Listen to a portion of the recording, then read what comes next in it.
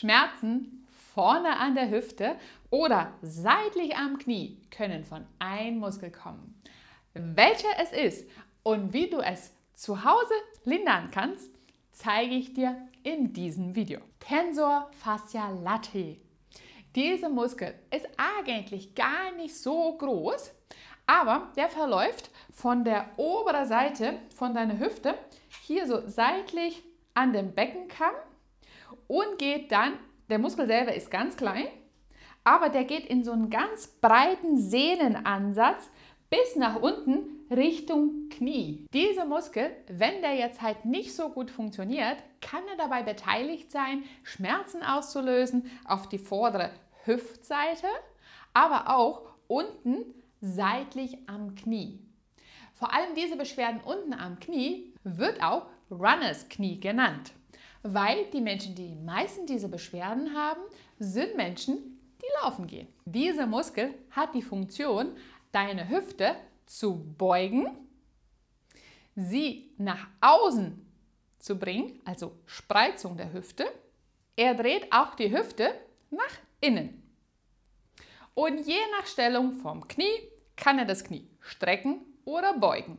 Nicht direkt, sondern über Faszienzüge und in Zusammenwirkung mit anderen Muskeln. Wenn dieser Muskel an deiner Beschwerden beteiligt ist, dann treten hauptsächlich Symptome, so Schmerzensymptome an der Außenseite der Hüfte, vor allem dann, wenn du die Hüfte beugst oder nach innen drehst, und die Beschwerden sind dann eher seitlich. Es kommt auch sehr häufig vor, dass bei Drehbewegung du so eine Schnappen spürst von der Hüfte her. Und wenn deine Beschwerden eher am Knie sind, treten die Schmerzen beim Laufen eher an der ersten Landungsphase auf, weil in dem Moment, wo dein Fuß den Boden, den Stoß abdämpft, wirkt dieser Muskel stabilisierend auf das Knie und Hüftgelenk. Oder die zweite Phase ist es in dem Moment, wo du jetzt viel gelaufen bist und fängst an, von der Geschwindigkeit wieder runterzukommen. Das heißt, du wirst langsamer. Die Schmerzen sind dann meistens seitlich am Knie. Und wie gesagt, je länger du läufst, desto mehr Schmerzen produziert es.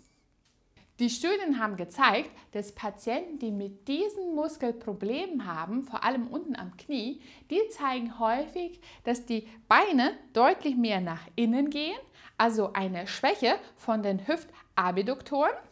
Das Bein wird sehr häufig nach innen gedreht, dass man eher in X-Beine geht, aber die Hüfte dazu kommt eher in der Außendrehung. Vor allem in den unterschiedlichen Phasen des Laufens kommen diese Abweichungen häufiger vor bei den Patienten, die Schmerzen haben wegen den Tensor fasciae latae, als bei Patienten, die keine Beschwerden haben. Und wenn du wissen willst, wie du diese Art von Schmerzen lindern kannst, dann komm mit, ich zeige dir hier ein Übungsprogramm. Wenn du Übungen machen willst, um diesen Muskel zu adressieren, ist es wichtig, dass du sowohl die Hüfte als auch die Kniebewegung berücksichtigst. Und die erste Übung, die solltest du im Sitzen machen. Wichtig ist, dass die Sitzfläche weich ist. Wenn es bei dir nicht so ist, dann nimm dir ein Kissen zum Unterstützen. Wenn du jetzt halt die rechte Seite trainieren willst, ganz links an dem Stuhl. Das Bein, die du trainieren willst, die sollst du jetzt als erstes seitlich rüberbringen. Dass du jetzt halt erstmal die Hüfte so eine Spreizung hast. Denk dran, dieser Muskel macht Beugung an der Hüfte, Spreizung an der Hüfte und Drehung.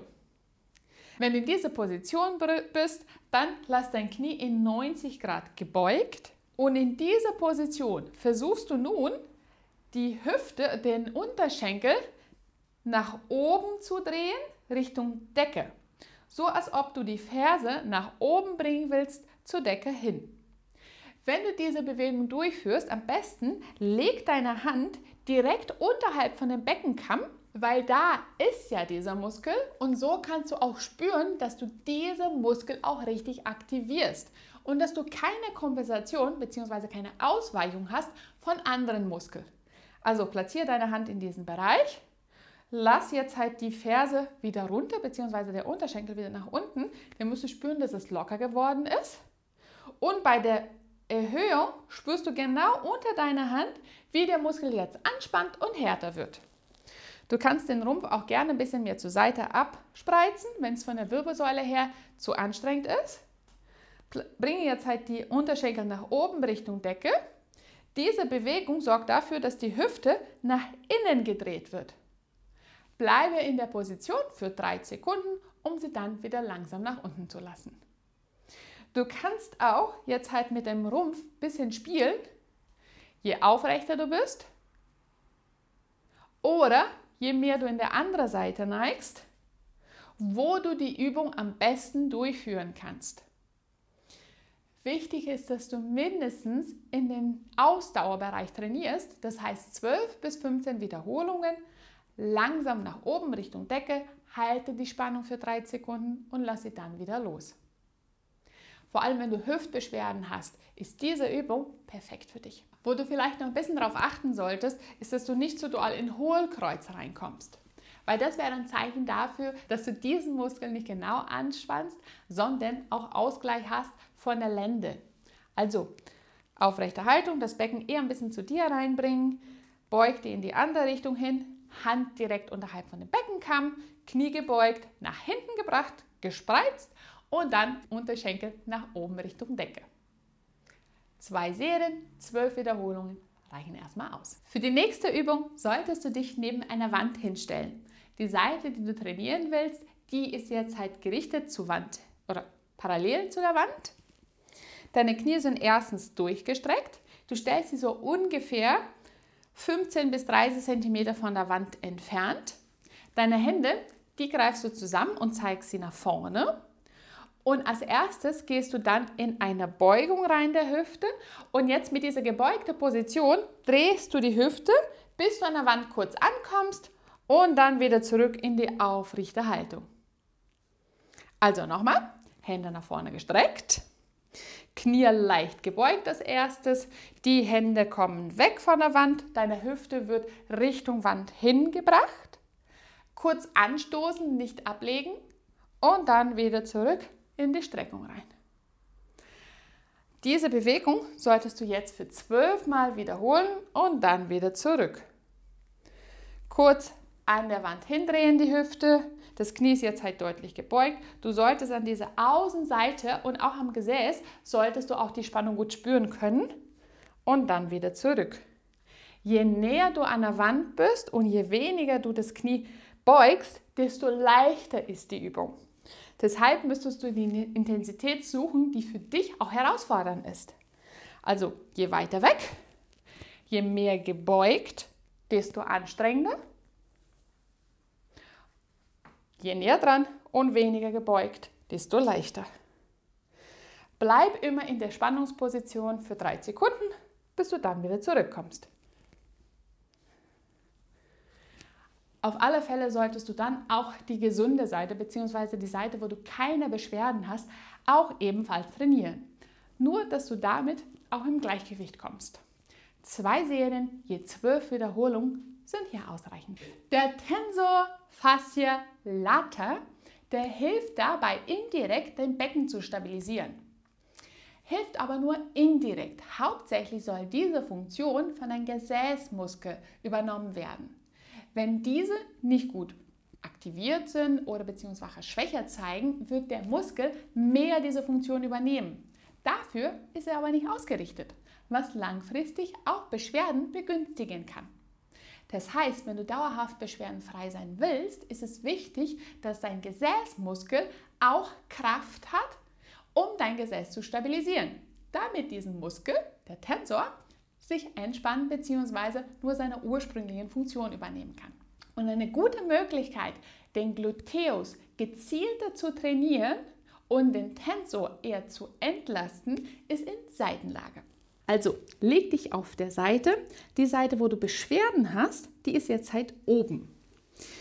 Versuche ganz nah an der Wand zu sein, damit du dein Becken auch stabil halten kannst und somit du weniger Ausgleich von der Hüfte hast. Das untere Bein bleibt gebeugt, das hilft dir bei der Stabilisierung. Das obere Bein als erstes drehst du sie nach innen. Durch dieses Innendrehung hast du mehr Aktivität vom Gluteus, gleichzeitig eine Entlastung von den Tensor. In diese Position bringst du nun das Bein nach innen, das heißt, du machst eine Innendrehung der Hüfte. Die Ferse drückst du jetzt bewusst verstärkt gegen die Wand.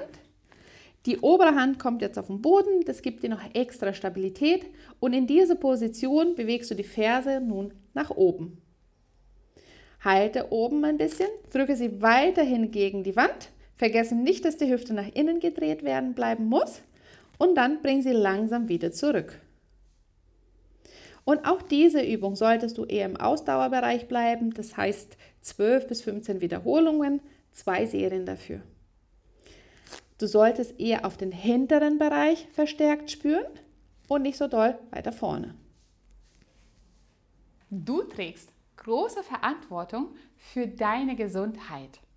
Wenn dir dieses Video interessiert und du weiter wissen willst, wie du deine Gesundheit fördern kannst und Schmerzen von zu Hause aus mit leichten Übungen lindern kannst, dann abonniere meinen Kanal. Hier bekommst du jede Woche neue Inputs für deine Gesundheit. Eine Studie hat gezeigt, dass Einbein-Kniebeuge sehr effektiv sind für die Behandlung von den Schmerzen am Außenseite vom Knie. Also, wenn deine Beschwerden hauptsächlich auf den unteren Anteil der Muskulatur ist, dann musst du unbedingt diesen Übung noch dazu machen.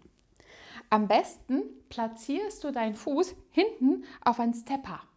Oder es kann auch an der Treppe gemacht werden. Du kannst auch ein paar Bücher dahin packen, irgendwas, wo du bewusst deutlich mehr Last hast auf dem vorderen Bein. Stell deine Beine so weit auseinander, dass die hüftbreit sind. Und jetzt geht es darum, dass du eine Kniebeuge machst mit dem vorderen Bein. Achte darauf, dass du die Ferse, den Großzehgrundgelenk und die Kleinzehgrundgelenk, dass die ganze Zeit auf dem Boden bleiben und du keine Abweichungen hast. Außerdem, wenn du jetzt halt in eine Kniebeuge reingehst, wäre es besser, wenn du versuchst, dass dein Knie nicht so weit nach innen abweicht. Denk dran, Patienten, die ein Runners Knie haben, tendieren genau diese Bewegung zu machen. Also solltest du in die Gegenrichtung spannen. Das Knie bleibt jetzt in eine Linie. Wenn du nach vorne guckst, deine Kniescheibe zeigt ungefähr auf Höhe von dem zweiten Zeh. Und jetzt machst du mit dem vorderen Bein, gehst du dann in die Kniebeugung rein. Bleib in dieser Ebene und komm dann wieder nach oben. Wiederhole diese Einbein-Kniebeuge für mindestens 8 Wiederholungen. Wenn es für dich zu schwer ist, weil du jetzt halt mit der Erhöhung nicht so gut klarkommst, dann kannst du die Übung auch machen, indem du einen Ausfallschritt nach vorne machst. Nur wenn du es jetzt halt unter den Unterstützung machst von der Treppe, musst du bewusst eher das vordere Bein zu arbeiten bringen und nicht das hintere. Also Oberkörper gerade, Hände an der Hüfte, damit du stabil bleibst. Du schaust nach unten, deine Kniescheibe ist ungefähr auf Höhe von dem zweiten Zeh, dein hinteren Fuß ist irgendwo höher abgelagert. Mit dem vorderen Bein gehst du dann in eine einseitige Kniebeuge und kommst dann gezielt wieder nach oben. Achte darauf, dass dein Knie nicht nach innen abweicht, sondern dass du immer in einer Beinachse, in der geraden Beinachse arbeitest. 3 Serien, 8 Wiederholungen sollen es mindestens werden. Bei diesen letzten Übungen geht es um die Dehnung der Muskel und auch des Bindegewebe. Diese Übung hilft, kurzfristig Beschwerden zu lindern. Langfristig musst du aber an der Kraft arbeiten. Stell dich neben einer Wand. Die Seite, die du trainieren willst, beziehungsweise die Seite, die du dehnen willst, die ist jetzt halt zur Wand hingerichtet. Den Ellenbogen und die Schulter in 90 Grad lehnst du dich als erstes an der Wand an. So, die Entfernung ist dann ungefähr den Oberarm Entfernung von der Wand. Als erstes bringst du nun, in meinem Fall das rechte Bein, wird jetzt gestreckt nach hinten gebracht. Wichtig ist, dass das Knie gestreckt bleibt. Denk dann, der Tensor setzt unterhalb vom Knie an.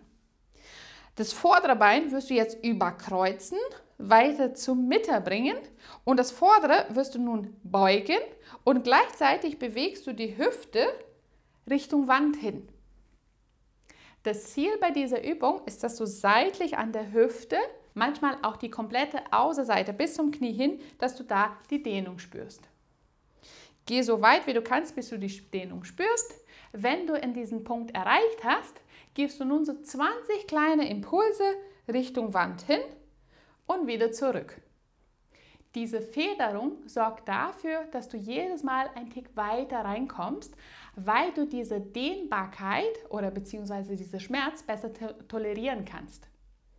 20 Wiederholungen, wenn du es aushältst, sogar 30, warum nicht, um dann wieder in die aufrechte Haltung zu kommen. Geh komplett aus der Position raus, um sie dann nochmal 2-mal wiederholen. Also Hände an der Wand, die Seite erstmal gestreckt nach hinten außen bringen, das vordere Bein gebeugt weiter nach innen, sodass Sie die Beine überkreuzen, vordere Bein beugen und gleichzeitig die Hüfte Richtung Wand bewegen. Ebenfalls hier 20, 25, 30 kleine Federungen und eine letzte Wiederholung durchzuführen. Wenn du Schmerzen hast an der Außenseite der Hüfte oder Knie, ist dieses Übungsprogramm eine gute Möglichkeit, um deine Schmerzen zu lindern und deine Kraft zu verbessern. Also, danke fürs Zuschauen und wir sehen uns wieder beim nächsten Video. Tschüss!